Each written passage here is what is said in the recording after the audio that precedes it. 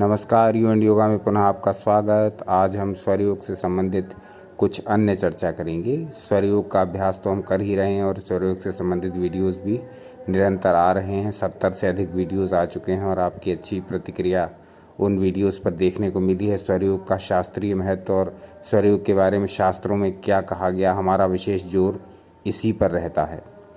और दूसरे चैनल्स पर जो स्वरयोग के कार्यक्रम आ रहे हैं वो भी आप देखिए, उससे आपके ज्ञान में वृद्धि होगी। लेकिन हमारा जो फोकस रहता है वो स्वरयोग का हो या किसी भी अन्य प्रक्रिया का हो, अन्य पद्धति का हो, हमारा सारा जोर इस बात पर रहता है कि हम उसके बेस को आपको बताएं, वो ज्ञान कहाँ से निकला है ये आपको बताएं, उस ज्ञान का मूल स्रोत क्या है, मूल ग्रंथ क्या है ये आपको बताएं। और उसके बाद फिर आप अपने आप डिसाइड करें कि क्या सही है, क्या गलत, कौन सी पद्धति ठीक है, कौन सी गलत। ये अपने अनुभवों के आधार पर भी सिद्ध हो सकता है और गुरु के ज्ञान के आधार पर भी आप इसका अनुभव कर सकते हैं। तो हमारा यू एंड योगा पर मुख्य उद्देश्य रहता है कि हम जो भी जानकारी आपको दें वो पूरी तरह से शास्त्र सम्मत हो, वो जानकारी हवाई फायर ना हो और इस प्रकार की जानकारी ना हो जो आपको भ्रम में डालने वाली हो।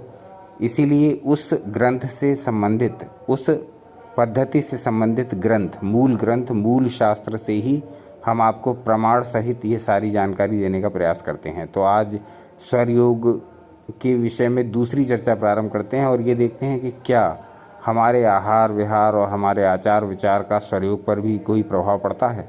जैसे कि आयुर्वेद में बताया गया कि यदि हम अपने आहार विहार और अपने आचार विचार को ठीक रखें तो हमारा स्वास्थ्य एकदम ठीक रहता है, हमारे स्वास्थ्य को कोई हानि नहीं होती और हम जीवन भर निरोगी बने रहते हैं। रोग हमें कब होते हैं? जब हम प्रकृति के नियमों का उल्लंघन करते हैं, ब्रह्मांड से अपनी हार्मोनी को बिगाड़ते हैं, तब हमें रोग उत्पन्न होते हैं। तो मेरे मन में ये विचार आया कि यही बात स्वरयोग पर लागू होती है, जो कि बात शरीर पर लागू होती है। यदि हम शरीर को आहार विहार और आचार विचार से पूरे जीवन भर स्वस्थ रख सकते हैं, निरोगी रख सकते हैं और आनंदमय रख सकते हैं, तो उसी प्रकार से यदि हम स्वरयोग के अभ्यासी हैं या योग की किसी भी विधा, किसी भी क्रिया के अभ्यासी हैं, चाहे हम ध्यान के अभ्यासी हैं, चाहे हम आसन के अभ्यासी हैं, चाहे हम क्रियाओं के अभ्यासी हैं, चाहे हम स्वरयोग के अभ्यासी हैं, यदि हम किसी भी योग की पद्धति के अभ्यासी हैं और हम अपने आहार विहार और आचार विचार यदि इसको अच्छा रखते हैं, इसको ठीक रखते हैं, इसको संतुलित रखते हैं, इसको बैलेंस में रखते हैं, तो किस प्रकार से हम स्वरयोग से अधिक आनंद, अधिक से अधिक लाभ उठा सकते हैं। तो देखते हैं आहार विहार का और आचार विचार का क्या स्वरयोग के ऊपर, स्वरयोग के अभ्यास के ऊपर और स्वरयोग के साधक के ऊपर कोई प्रभाव पड़ता है। यदि पड़ता है तो कैसे। तो देखते हैं, यदि हमारा आहार हल्का हो, लाइट हो, दिन में हम एक ही बार खाने का प्रयास करें तो अधिक अच्छा रहेगा। ऐसा क्यों? ऐसा इसलिए कि अधिक खाने से हमारी ऊर्जा, हमारी जो ऊर्जा है वो ऊर्जा पाचक ऊर्जा के रूप में बदलकर हमारे शरीर के पाचन में ही अधिक समय और शक्ति खर्च कर देगी।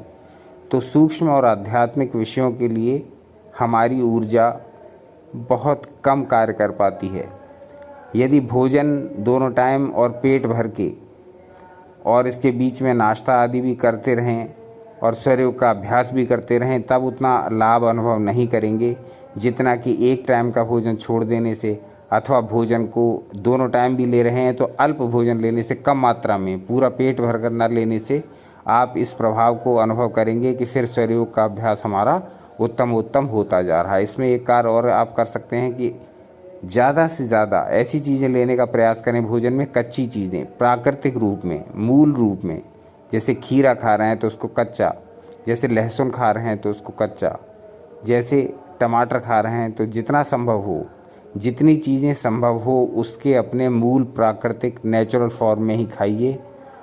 इससे क्या होता है कि उसके जो अणु हैं, प्रकृति ने उसके अंदर जो एनर्जी भरी है, जो पांचों तत्वों ने उसके अंदर एनर्जी भरी है, वो एनर्जी आपको उसके मूल प्राकृतिक रूप में ही आपकी कोशिकाओं में जाकर के ऊर्जा उत्पन्न करेगी। लेकिन यदि आप उसको भून, छौंक, जला, इस प्रकार की पद्धतियों द्वारा उसका आधा गुण, आधे से ज़्यादा गुण तो वैसे ही नष्ट हम कर रहे हैं, तो उस प्रकार का पका हुआ भोजन यदि हम कर रहे हैं तब हमें स्वरयोग में इतना आनंद, इतना उत्साह और इतनी सफलता नहीं प्राप्त होगी। वजह यह है कि स्वरयोग सूक्ष्म विज्ञान है। शरीर जितना अधिक सूक्ष्म रूप से ताकतवर होगा, उतना ही अधिक हम स्वरों को पकड़ पाएंगे। चाहे वो पिंगला नाड़ी हो, चाहे वो इड़ा नाड़ी हो, चाहे वो सुषुम्ना नाड़ी हो, इनकी सूक्ष्म से सूक्ष्म क्रियाएं हम जब पकड़ पाएंगे, जब हम स्वयं सूक्ष्म शरीर की ओर से मजबूत होंगे। तो हम सूक्ष्म शरीर की ओर से मजबूत कब होंगे?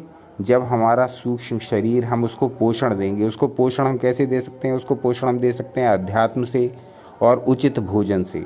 तो उचित भोजन का अर्थ है कि भोजन अब उसकी अपनी प्राकृतिक रूप में ही करिए, नेचुरल फॉर्म में ही उस भोजन को करिए।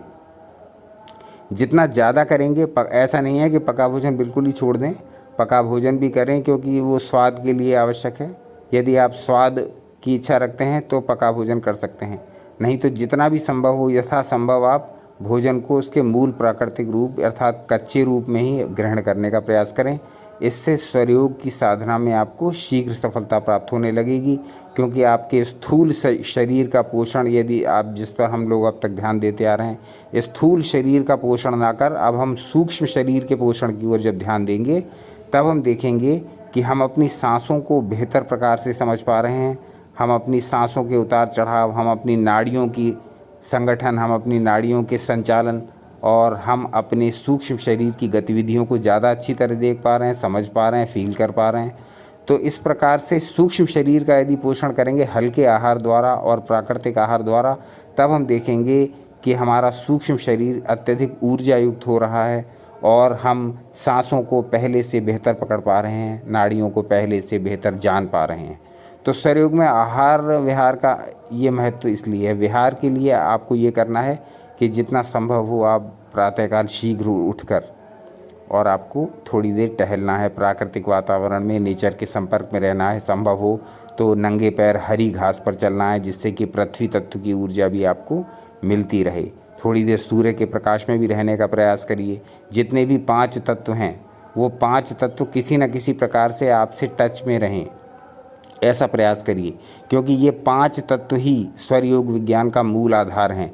यदि आप पृथ्वी के संपर्क में रहेंगे, सूर्य के संपर्क में रहेंगे, वायु के संपर्क में रहेंगे, शुद्ध वायु को प्रातःकाल में अधिक से अधिक खींचने का प्रयास करें गहरी सांस द्वारा, तो इस प्रकार से यदि आप 5 तत्वों को उनके टच में रहने का प्रयास करेंगे तो आप फिर स्वरयोग को और अच्छी प्रकार समझ पाएंगे।